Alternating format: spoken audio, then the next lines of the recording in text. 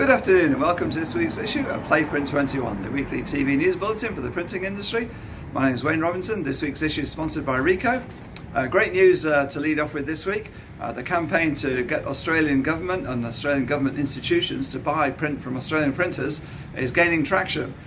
Richard Salak at Opus Group tells me that he's been fielding inquiries from government institutions for 4-colour hardback children's books that previously would have just gone straight offshore to China.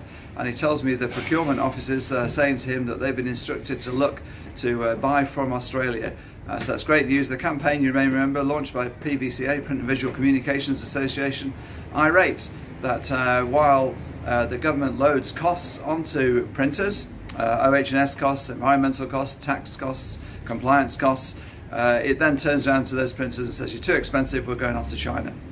The campaign got 5,000 signatures on a petition, and it's great to see it's now gaining traction. Also good news this week from the Australian government. It is investing another $2.5 billion in apprenticeship training. You may recall that when COVID crisis started in March, the government spent $1.5 billion to subsidise apprentice wages. It was up to $7,000 a quarter, $530 a week. That was due to run out in September. Now Scott Morrison has just announced that scheme will continue until March at least. It will also come with free or very low fee TAFE costs for those apprentices.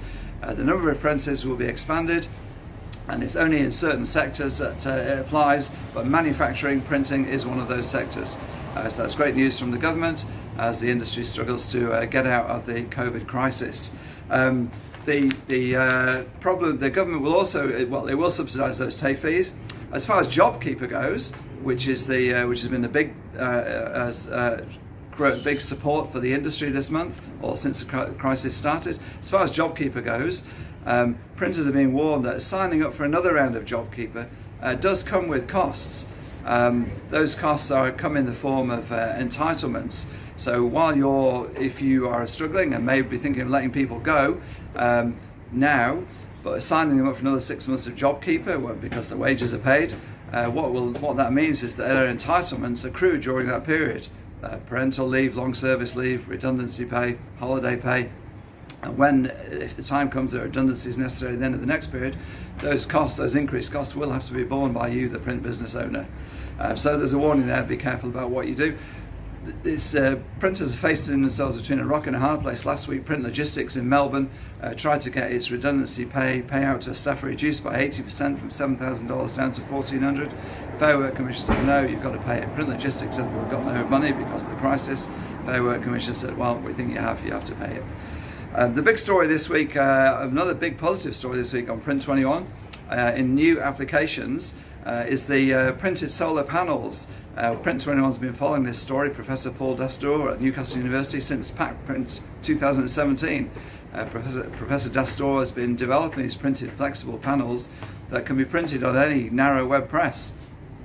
Printed for $10 a square metre, and then they can be attached by tape to any panel, curved or flat. The weight is next to nothing compared with the regular solar panels.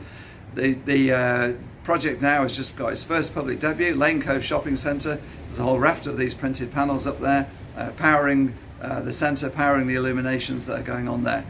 Go along and have a look if you can, Lane Cove Shopping Centre. Could be great news for printers because renewable energy, the panels take light directly from sunlight, convert to energy. Could be great news. That's it for this week's Print21. Go to the website, plenty of other stories going on there. Ricoh's just launched a new entry-level digital printer, the Pro C5300S. There's all the latest news from Drupal and what's going on there. And a story about Print's ultra-marathon man, Steve Hume from A&O Print Mail in Brookvale, is planning to run a 100k marathon around the Blue Mountains in October. Go to print21.com.au. That's it for this week's issue. Thanks to Ricoh for sponsoring it. My name is Wayne Robinson, signing off.